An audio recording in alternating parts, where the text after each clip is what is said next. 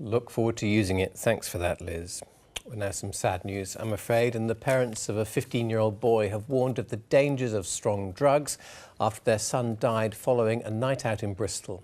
An inquest was told today that the teenager had been to a special under-18s night and had taken a powerful form of ecstasy.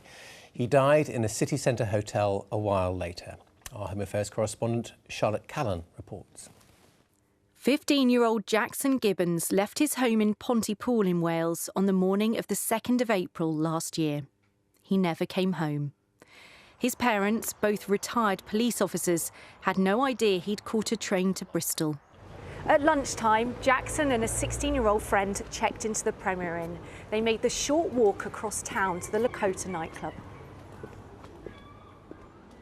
In a statement, the club confirmed they had gone to an under-18s event.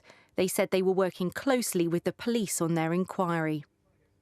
While they were inside the club, Jackson took 3 Punisher ecstasy pills. They're described as being very strong.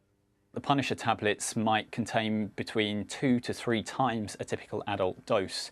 If somebody of a more petite frame, perhaps because they are younger or simply a lighter build, was to take more than one of these, taking 3 of these could be between 6 and 9 times of a typical dose. Within an hour of entering the club, Jackson was feeling unwell. His friend, who had brought him here that night, later admitted to police that he'd supplied him with the drugs. He took him back to the Premier Inn. Shortly after 11 p.m, Jackson was pronounced dead in their room. The family want to know why no criminal charges have been considered.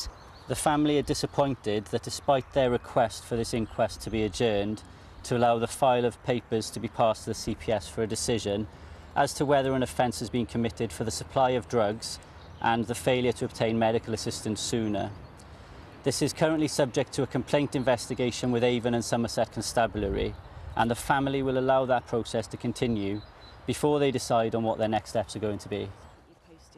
Jackson's family say they spent all his life trying to keep him safe, and they will keep fighting for answers over his death.